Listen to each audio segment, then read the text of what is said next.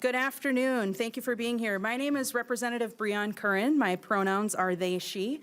I represent District 36B in White Bear Lake, Vadnais Heights, and parts of Ramsey and Washington counties.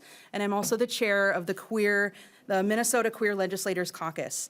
Today, ahead of an unnecessary debate on House File 12, Minnesota Democrats are unified in sending a clear message to our trans, non-binary, and two-spirit community. You are loved, you are seen, and you deserve to play with your peers. Minnesota has always led the nation in standing up for LGBTQIA2S+ neighbors, and Democrats will do it again today. We will not allow Republicans to discriminate and bully children for wanting to play. All children deserve to play. We will not be complacent with this hateful and dangerous anti-trans rhetoric. Republican politicians in Minnesota are falling directly in line with Trump's extreme and cruel agenda by prioritizing political theater and burning valuable legislative hours on targeting our youth and vulnerable Minnesotans rather than addressing the real and imminent issues facing our state. The House floor is meant for vetted bills with enough support to pass. Minnesota deserves better than leadership that wastes time on vindictive crusades while bipartisan bills pile up and real problems go unsolved. Minnesota DFLers are laser focused on building a state that belongs to everyone, with a tent large enough to welcome all who value basic humanity. And with that, I'll concede my time so community members can share their stories and we can focus on what truly matters, uplifting their voices. And we'll start with Beth Gromish. Thank you. Hi, I'm Beth Gromish. I am a parent of a trans child. Actually, they're a young adult now in college and doing really well and thriving. I live in St. Louis Park, Minnesota, and my child did participate in sports when they were in high school. So I'll tell you a little bit about myself and my child. So my child was born as a female, and they actually transitioned to a male in middle school and high school. This is a really difficult time in this country, but also just middle school and high school period is always difficult for all of us. And, people are trying to find themselves, and this is what my child did, is they found themselves. They go by they, them, and he, him pronouns now. They tried to really struggled at first, really tried to figure out who they were and struggled until they really were able to transition. And then they really felt peace and stability after that. Later in high school, they chose to participate in Ultimate Frisbee. And I don't know if you know Ultimate Frisbee at all, but we need to take a playbook from that sport. What a great inclusive sport. It's called the spirit of the game. And that's exactly what they do, is they participate, anybody's welcome, and the students are actually the officiates. And I think that's amazing. That's what we should be doing, is allowing kids to play. Now, they would not describe themselves as an athlete, but they were still on the team, and they loved it, and they chose that team. They chose the boys' team, and they were able to have a sense of community and belonging, and it was affirming to them. I look back at my high school experience, and I was a female athlete, and this bill troubles me for many different reasons. The biggest thing that it's doing is trying to others, trying to other the people that are transgender and marginalize them.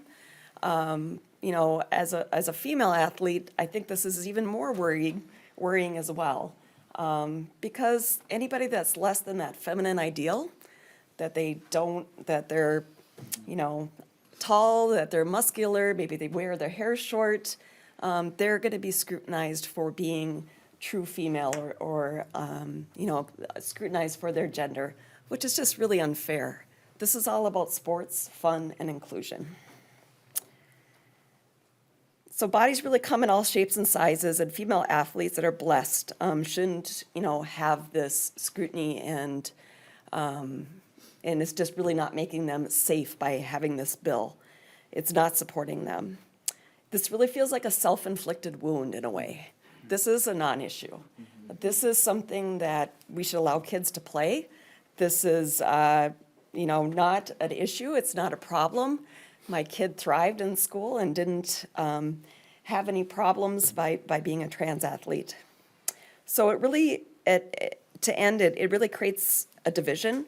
It fosters prejudice and does not support women in sports or allowing kids to be their true authentic selves.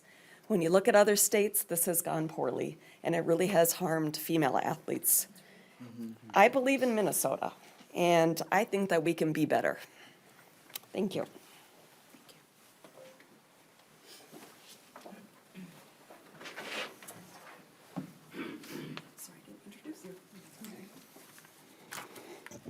Good afternoon. My name is Maggie Davis, and I proudly serve the Robbinsdale and Burnsville school districts as an educator. As a biology educator and career swimming and diving coach, I feel compelled to speak out against this legislation. And in my personal view, this bill is not about protecting fairness in sports or upholding integrity. Instead, it is a calculated effort to sow division, to amplify fear, and to distract from the larger issue of defunding education. Let's be clear about this. The biggest threat to high school sports right now is the $330 billion cut to the federal education budget that's moving through Congress. Congress, if the GOP passes that budget, Minnesota schools will need to cut hundreds of millions in spending. As an educator, that scares me. What's going to happen with our students? And since we're speaking about athletics, some sports won't survive. Today's question isn't about who should be playing sports, but whether sports will be able to even be played. I hope that Minnesotans see this bill and similar bills that are moving through state houses across the country for what they are. They're attempts to exploit unfamiliarity with trans people and to distract from the GOP plan to gut the federal services to most Americans and that they depend upon. Why? To pay for more tax breaks for the billionaires. However, let's transition that into today's topic and say that there's two key perspectives on why this legislation is not only a violation of public policy, but it's also a degradation in human rights. First, this bill seeks to prohibit transgender athletes from competing in girls' sports, directly undermining the protections established by Title IX. The federal law which prohibits sex-based discrimination in the educational program that's receiving federal funding. The Minnesota Department of Education has made it clear that schools must adopt policies prohibiting harassment and violence, ensuring a safe and inclusive environment for every student.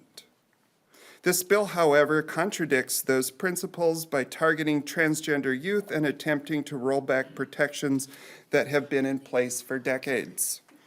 And secondly, as a coach and educator with a master's degree in biology, I can confidently say that the chromosomes do not determine athletic success. It is determined by hard work, dedication, and the support of our coaches and teammates. Over my decade-long career in training athletes of all genders, I have seen firsthand about what matters most is the athlete's commitment to their craft, their coachability, and their drive to achieve.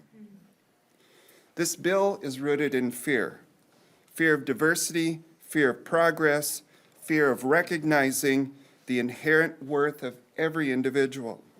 By targeting transgender athletes, this legislation not only harms transgender youth, but it also diminishes the value of all female athletes. It sends a message that our achievements are somehow less valid unless we exclude others. This is not the message that we should be sending to our young people. Remember, student athletes are students first, and they are listening. It's time to move beyond fear and division and embrace the diversity that makes our communities stronger. I urge our legislators to reject this bill and to reinforce Minnesota as a sanctuary state. Thank you. I'd now like to introduce Kara Cowell, student advocate and record holder with St. Cloud State in swimming. Hi everyone, my name is Kara Cowell and I'm a student, an advocate, and a lifelong athlete.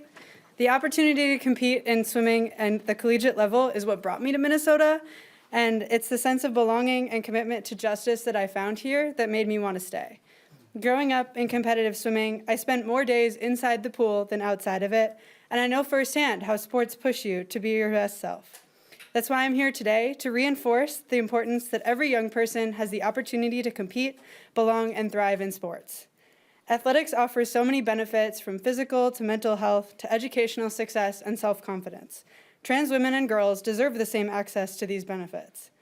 This bill, however, subjects young athletes to scrutiny about their bodies, instead of focusing on how to create more opportunities to support those who do want to participate in sports. Policies like this don't protect women's sports. They undermine it by suggesting that our victories only matter if we exclude others. That's not the sport I know, and that's not the sport that shaped me. I'm proud to stand with trans athletes today because they are valued, they deserve to be here, and every student should have the chance to experience the same joy, challenge, and success that has given me and so many others belonging in sports. When we show up for practice every day, what matters is our dedication, our perseverance, and our love for the game. Sports teach us to push our limits, support each other, and compete with integrity.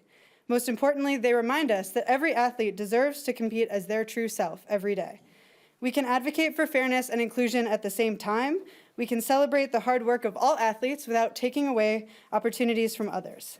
I've made Minnesota my home because I believe in our state's strong record of protecting the rights of all Minnesotans, including our trans siblings. Inclusion isn't just the right thing to do, it's what makes sports stronger. I'll continue fighting to ensure every athlete has the same opportunity to be seen, heard, and valued as I did, because that's what gets us anywhere in the first place.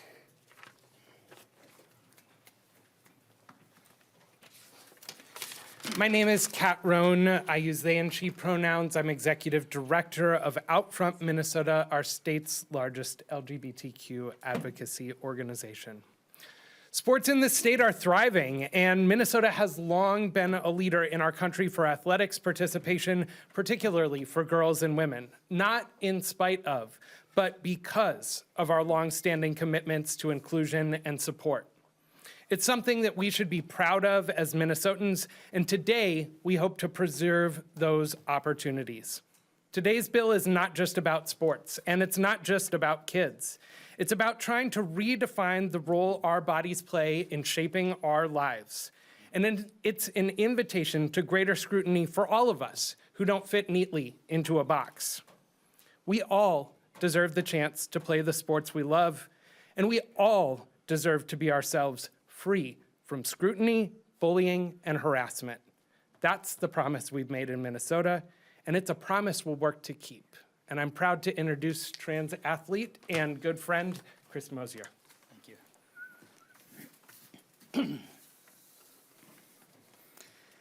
Hello, everyone. My name is Chris Mosier. My pronouns are he and him, and I'm a transgender athlete and activist working for gender liberation in sports and beyond.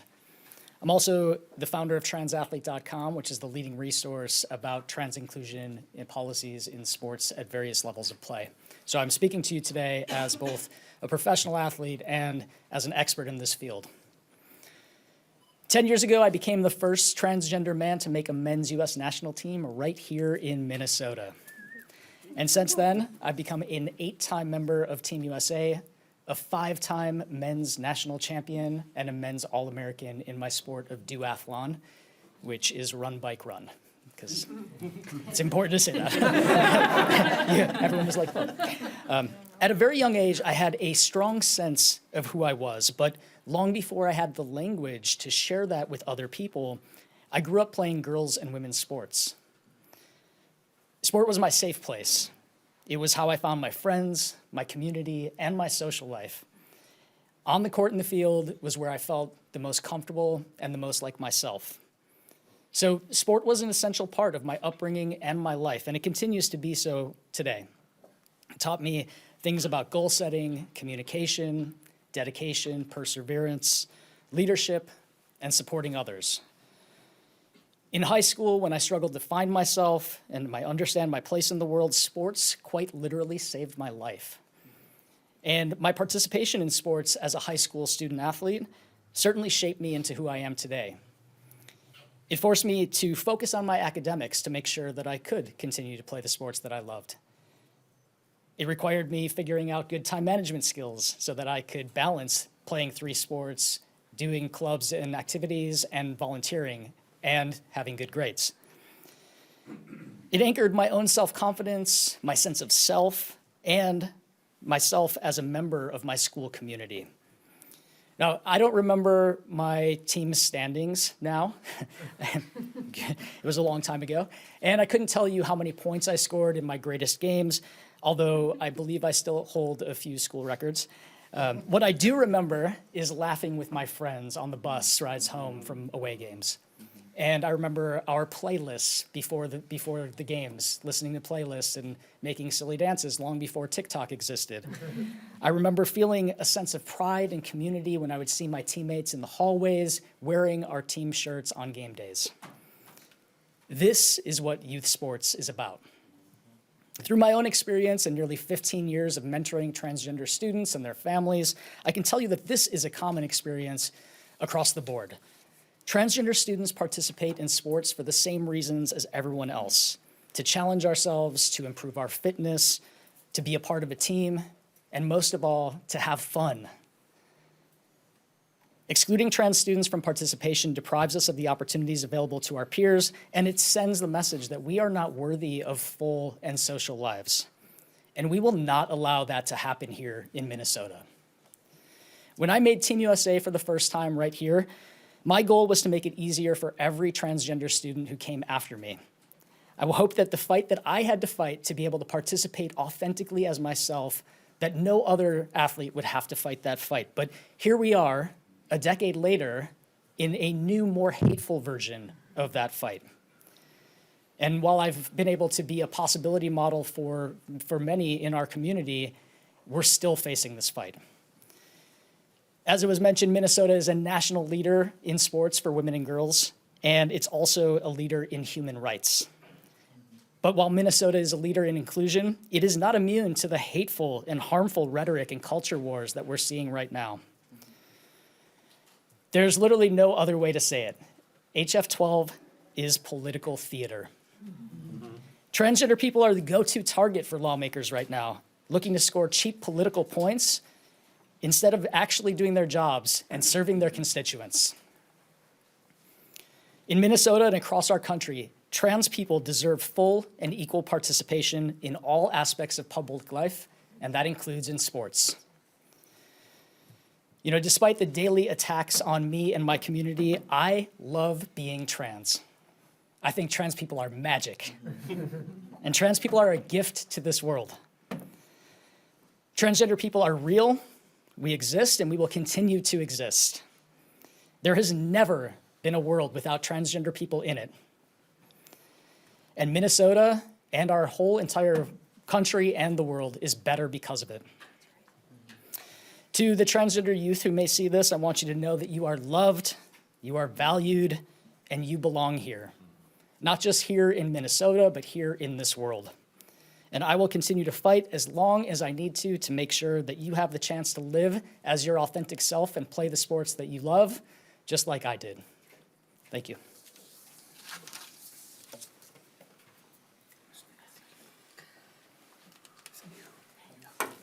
All right.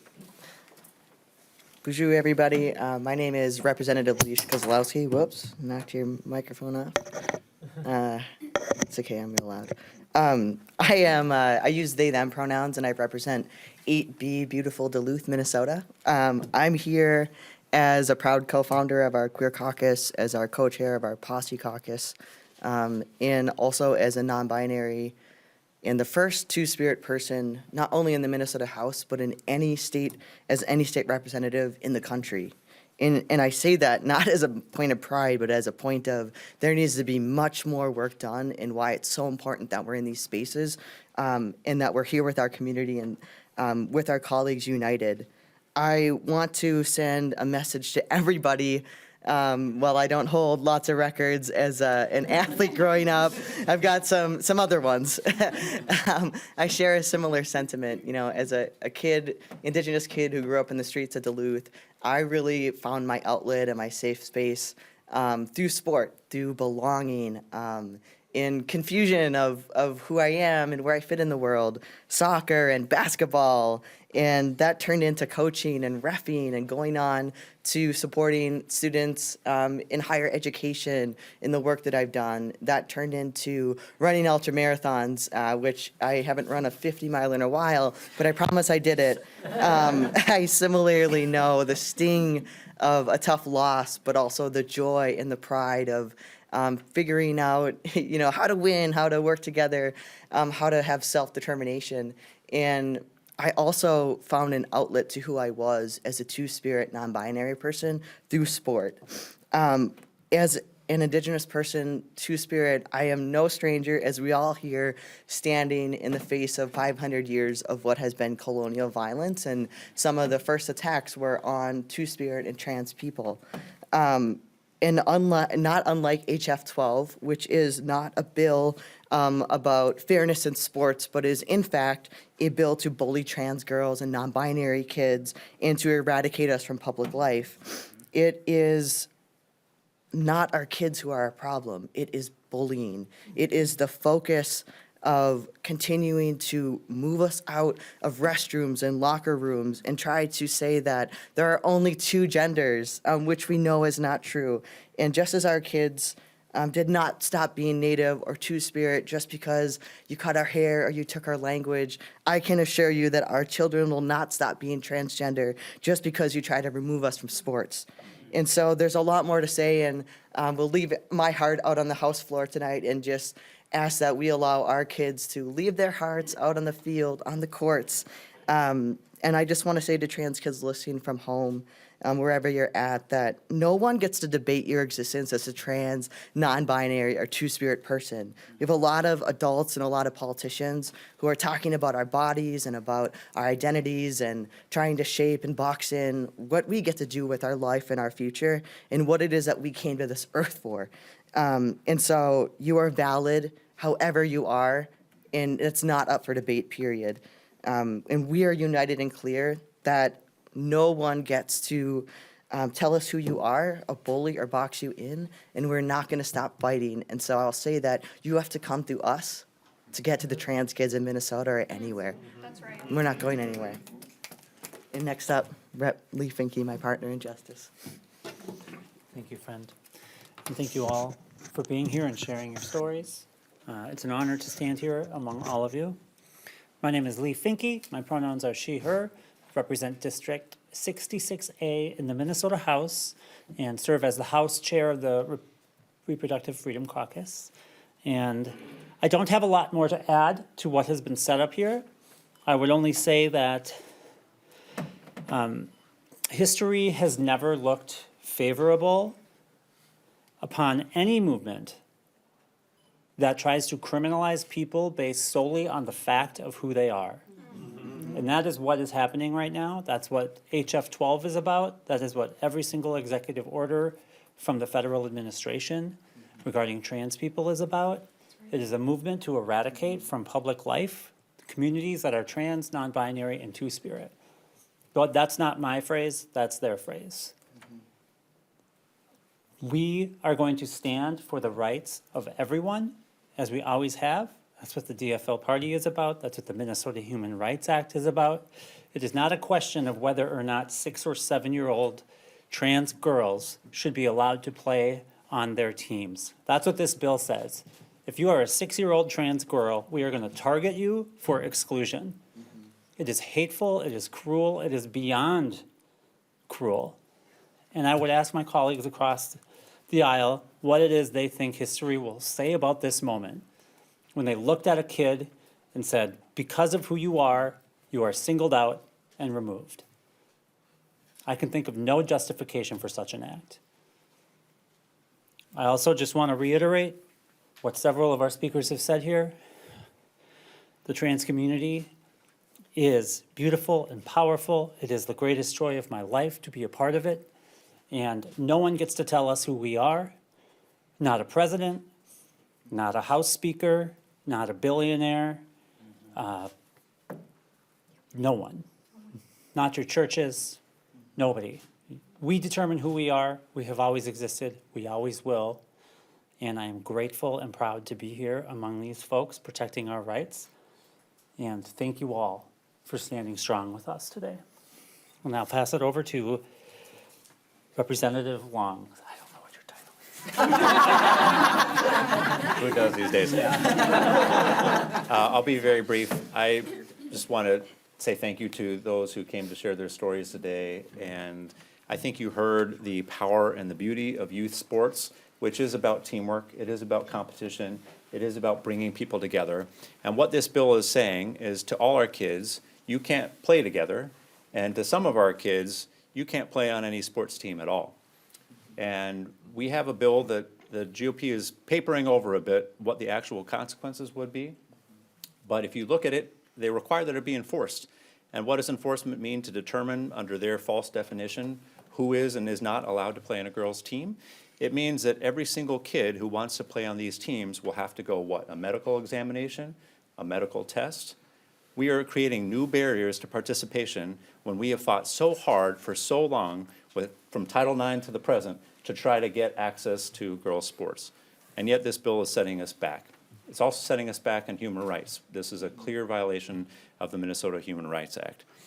And Minnesota, the GOP right now can bring any bill that they want to the House floor. They have this power in this temporary one vote margin that they have to choose any bill. And yet this is the bill that they're choosing today. They're not trying to bring a bill to deal with our affordable housing crisis, to deal with the food shortages of eggs that we have, to deal with childcare. They are putting forward an ugly, divisive bill that is going to make it harder for all of us to play sports today. But the good news is that we're going to stand strong as a DFL team, and we're going to vote no today, and this bill will not pass the House. And with that, I will turn it over to Speaker Meredith Hortman. Well, thank you so much to everybody who's already spoken, and I don't have much to add. I will really be echoing what Beth has already said. People of all ages deserve to be loved, accepted, and valued for who they are. At its core, this bill is about how we treat children. If a parent or coach doesn't think a female athlete fits their definition of femininity, she's too strong, she's too tall, she's too muscular, she's too fast, they get to decide that this child is going to be subject to an examination. This bill would allow children to be bullied both by adults in that environment and by other children for not meeting a particular definition of femininity. While Republicans push cruel and divisive bills like this, they're ignoring the real challenges that Minnesotans are facing every day, like the rising cost of childcare, housing, and healthcare. And instead of solving problems, they're fueling hate. We're standing together today to stop this bill. With that, we'll take questions. Are all 66 DFL members on the same page with this? They are. A few of you have mentioned other state houses pushing similar bills. Do you have those specific states? Any question for anyone? Sure. Kat Rohn, out front Minnesota. There are a number of states, I believe almost half of the United States currently has bans or restrictions on transgender sports. There is also a bill that is moving in the U.S. Senate seeking to carve off Title IX funding for states that are inclusive of trans folks right now, as well as the executive order that was signed earlier this year. A New York Times poll found that 66% of Democrats and the majority of Americans believe that transgender women should not participate in female sports. Can you respond to how you deal with that kind of polling from Americans and with your stance on the bill today? Yes. I think it's important to understand that there's more than one conversation that's taking place here. One is, if you ask that question about children, it is not the same, right? And I even noticed, that what we see in reporting often happens that there's this rhetoric that's like transgender women should not play in girls' sports, right? And you can see what's happening there, right? We're talking about girls' sports and we're talking about children. And what they're saying is, well, I've seen these transgender athletes, I don't want them on my daughter's team, right? I mean, this is a rhetorical move that is made to other and create threats out of, very specifically in this regard, transgender women and transgender girls. That's me, that's my community, and I know that the polling on sports, when you ask the question, should transgender women play girls' sports, the numbers are not good, but transgender women don't play girls' sports. Trans girls play girls' sports. Children play children's sports. So I think it's really important to recognize that the rhetoric is serving a purpose that belies what the attempt is. And I just want to add, for example, states that have banned transgender girls from playing sports, multiple of those states were unable to find a single girl who was trans anywhere in the state playing in youth sports. This problem simply does not exist. It is manufactured. Minnesota has been inclusive for 10 years. We've had zero problems. But we are doing this for political reasons. And when you lie about a community for long enough, people will believe it. Representative, to the point you just made, are there any estimation of how many transgender women are playing in sports in the state of Minnesota right now? I don't have a number to say exactly. I say one thing about my community is we're not super fond about being counted by the government. But I will say that we know that as we have led the nation in trans participation in sports, we have also seen a corresponding rise, the highest rise in the country, of cisgender girls playing youth sports. The evidence across the country is clear. The more students you allow to play, the more students will play. Is there ever a fairness issue in your eyes? Can there be somebody who does have, at the high school level, let's say, a distinct advantage based on? Their biology? Sure. Sure. I would say that there are lots of people in sports who have biological advantages. They very, very rarely, if ever, have anything to do with their chromosomes, right? We see the unfair advantages in athletes all the time across sports. There are superstars, and that's not because their chromosomes are one way or another. If anybody wants to contribute to this, I don't think so. There's evidence. This has been studied. This is not a new issue. People can look at this. We can actually know the facts and know that it is untrue. But facts only matter if we agree that they matter. Does anyone want to? Yes. Yeah? I'd also like to add to that, being an athletic trainer and a transgender woman myself. Maggie Davis, she, her pronouns. I have trained athletes that have competed on the state level. I've trained athletes that have never learned to swim and have then, gone from basically doggy paddling to competing at a higher level. And it has to do with personality, support, coaching, and teamwork. If I had, and we've actually done this, or we've had boys from the football team come in and have a co-meet against our girls at the same time. Athletically, one would assume the boys should dominate, and yet they were crushed every time because it had to do with skill set. It had to do with the familiarity with their sport. Now, one could argue tit for tat all day long about this, but what it's doing is it's continuing to detract from the real issue here at hand, which is talking about how is it that our kids can play sports together, to grow together, and remember that the swimming pool, the athletic field, the wrestling mat, those are extensions of the classroom. Those are training areas and teaching children as well, and we need to remember that, and it's education first here in Minnesota. Representative Long, you mentioned those medical examinations. Could you just walk me through your understanding of what that would look like under this bill? So the bill says that the high school sports league is going to have to enforce it. And conveniently, they don't explain how, and that's because it is extremely unpopular to the public for this bill to be enforced.